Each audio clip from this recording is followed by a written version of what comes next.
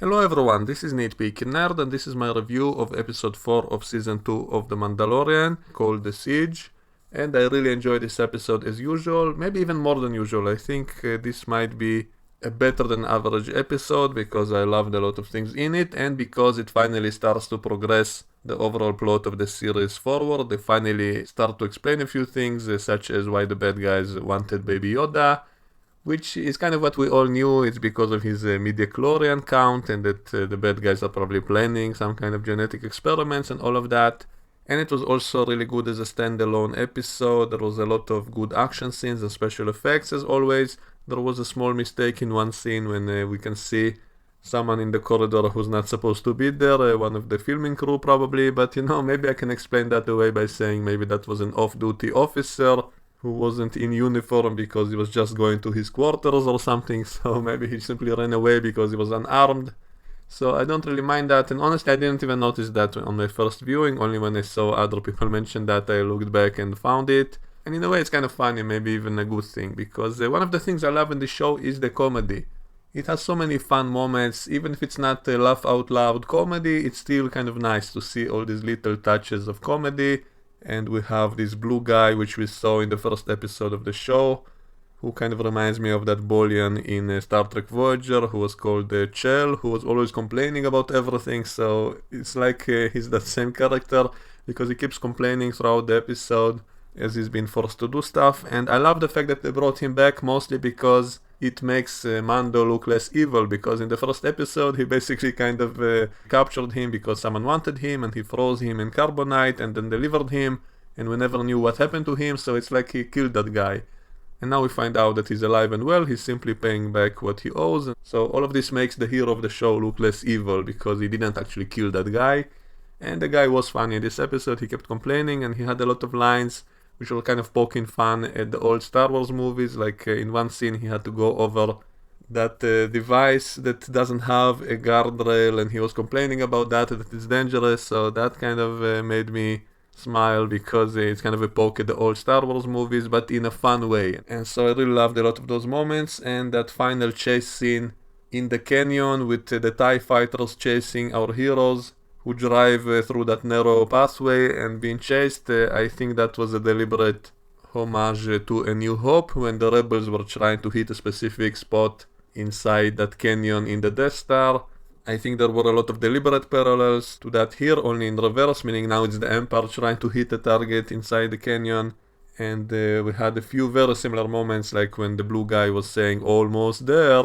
It really reminds me of one of those pilots in A New Hope. And of course in the end they're being saved by Mando in the last second, just like the rebels were saved by Han Solo in the original movie. And he also says kid, just like Han Solo did. And so a lot of kind of similarities, both visual and in the dialogue, but not in a too obvious way. It's not a direct recycling and remake of the same scene. It's a totally different scene with some small similarities. So I think this is a good example of this being kind of like poetry, because it's similar that it rhymes, but it's not too similar to be just recycling the same exact stuff.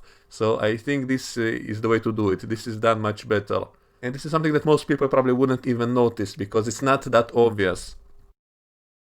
And it also feels fresh this way. It doesn't just look like the same exact scene again, which we saw a million times, which would be boring, but instead completely different with some touches of similarity. So this is a good example of the similarities being like poetry. And so it really kind of made it more enjoyable in a way. And even in the end, when they said that the bad guys planted a tracking device on Mando's ship, maybe they should have also added the line that it was so easy to escape from those TIE fighters, kind of too easy, and so that would explain it, because that's something really brilliant in A New Hope, because otherwise it would have been silly how easily they escaped from the Death Star, and yet because of that explanation that they wanted them to escape, that makes the whole situation more plausible. So we have something similar here. The only thing I didn't like, that Mando somehow was able to fly all the way from that base back to the town, pick up Baby Yoda, and return all in a few short minutes, so that seemed to be kind of too easy. And in one of the previous episodes, I remember he had to walk all the way back to town, even though he did have the jetpack, and so one of my excuses for that was to say that he didn't have enough fuel to fly all the way, and yet here he does have the fuel to fly all the way, back to town, and so that makes it kind of too convenient. Also, his ship got fully repaired in no time, and so I think this episode has some issues with how much time exactly passed. Like, his ship got repaired in what could be only a few short hours, even though it was totally messed up in the beginning, which was also kind of funny that it just barely held itself together. In general, I like the fact that the show is high-paced, but it should be logical in-universe, meaning they should have simply said that the next day they go to that base and not right away, then it will explain how there was enough time to repair the ship. And another problem is how easily they got into that Empire base, because they just came to a door and just hacked that elevator and just went in without problem, without anyone detecting them even, and so that was kind of too easy. And the Empire was always kind of too easy to defeat, but this is kind of getting ridiculous. And as always, it's so easy to sabotage their base and to make their entire base blow up by a simple little sabotage in one place of the base, which makes the whole thing blow up kind of too easily. So I don't deny the fact that there are all kinds of plot conveniences and all kinds of silly stuff, but the rest of the show is so good that it's kind of makes it worthwhile. Like, I'm not going to hate on the show because of some illogical things, because I enjoy the show so much. It's so well done, it's so fun, it's so funny. The action scenes, the special effects are so entertaining that I'm willing to forgive the small little illogical things in it. And now I want to talk about what I found the most interesting in this episode is that they finally start to explain why the bad guys wanted Baby Yoda, which is something we all kind of guessed because he has the Force, and so obviously he has a high midichlorian count, which in this episode they mentioned. We saw the same scientist that was previously studying Baby Yoda, and he said that he has a high M count, which is obviously midichlorians, but maybe they didn't want to say that full word because they know that some fans really hate that in The Phantom Menace, and so they avoid saying the full word, and so they just say M count. And then we see a lab which has what appears to be kind of deformed clones of someone, and apparently they needed the blood of Baby Yoda to make them viable, to make them Force sensitive maybe, because it's not something you can easily clone. And that's something I kind of like in Star Wars, first of all because it's a science fiction idea, and it even kind of justifies the midichlorian thing, because if not for the midichlorian excuse, I would simply ask why can't they simply clone Jedi and clone Force sensitive people, and that's it. But because they need the midichlorians, which presumably maybe they simply cannot clone them, they cannot create them artificially, and so that's why they cannot simply clone people who are strong in the Force, even though in the sequel trilogy apparently the Sith were able to do it, but I guess it's really hard to do it, and maybe they need to harvest Force sensitive people to kind of sacrifice them to make it possible, which makes it all much more evil. But I love that limitation, because otherwise they can simply clone anyone they want, which would be a problem. I don't want, to bring back just everyone you want.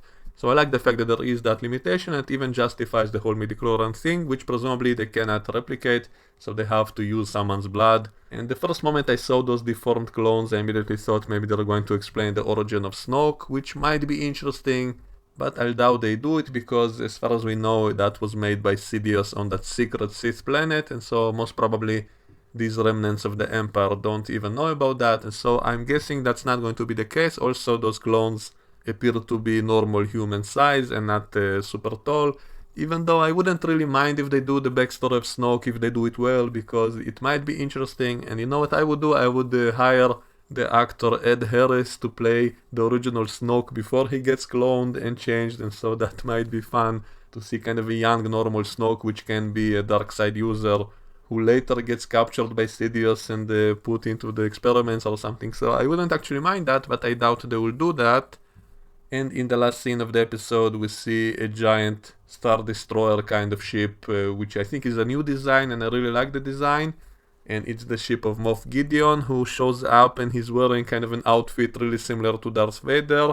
And they tell him that they found the asset, which is Baby Yoda, and so that, I guess, is a key component for his evil plan to work. And then we see that he's creating kind of an army of something that at first glance looked like an army of Darth Vader, so that kind of made me laugh.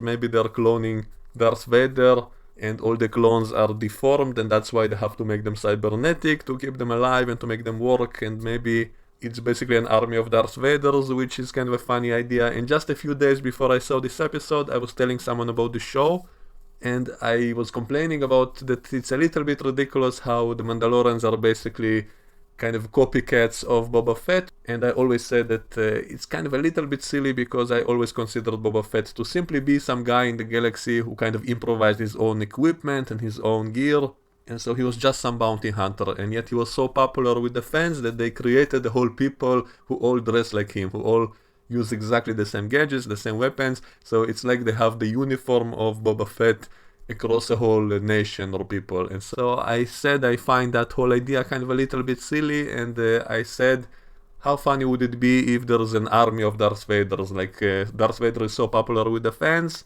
so why not just clone him and make a whole army of Darth Vaders? Wouldn't that be kind of ridiculous? And then I see this final scene, and so my first thought is, oh, they're actually doing that, so it's an army of Darth Vaders. So I found that kind of funny, but maybe I wouldn't even mind that, because that would be kind of interesting.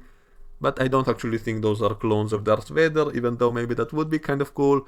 But most likely we can explain the similarities simply because the technology of the Empire is so similar. And even Moff Gideon is wearing an outfit which looks really similar to Darth Vader's costume. And so we can explain all these similarities simply because they have the same technology. Even the Stormtroopers were always kind of similar to Darth Vader. And so I don't consider that a silly idea to have a lot of similarities, as long as it's not a direct exact copy. That would be kind of ridiculous. You can also argue that the Sith themselves are kind of the people of Darth Vader, because they all wear black outfits with capes and hoods, and a lot of them had all kinds of cybernetic stuff on their face, and so it's kind of the same idea as with the Mandalorian people, who were kind of inspired by the original Boba Fett. So we can say the whole of the Sith are also kind of similar to Darth Vader, because he belonged to that order and he also belonged to the Empire, so that explains the similarities in the Empire, so many similar looking outfits in the Empire itself, and so I'm fine with this, and so I'm not going to complain about that, and that is kind of a cool thing, because this way we can see the stuff that we loved in Star Wars again in a new way, not an exact copy, not just recycling the same stuff, but doing that in a new and maybe even better way with some similarities for our nostalgia. So exactly like the chase scene, that it's kind of poetic because of its similarities, the similarities make it rhyme, and so the same thing with all of this kind of stuff, to take some cool elements from Star Wars and do them in a fresh and new way, and maybe even better than the original. And so I'm looking forward to see where they're going with it. So I don't think it's actual clones of Darth Vader, but it might be something similar. So I'm guessing that maybe those clones are simply defective because they couldn't get them to come out right, and so they compensate by making them cyborgs to keep them alive with life support, and so maybe they will be a lot like Darth Vader and the whole army of them, and maybe they will have very short lifespan, and the only way to keep them alive longer is to capture Baby Yoda and to take all his blood, and so that's what the bad guys want to do. And then the Mandalorian will have to defeat all of them, so this might be really fun, and so I'm glad to see that the show is finally becoming more epic and with bigger galactic stakes and all of that, and so I'm really enjoying this show. I really recommend it to anyone who hasn't watched it already. It's really well made and really fun and really entertaining, maybe the most entertaining show I've seen in recent memory. So that's really all I have to say about it for now. Let me know what you think and we can discuss it in the comment section below, and I will see you all next time. Bye bye.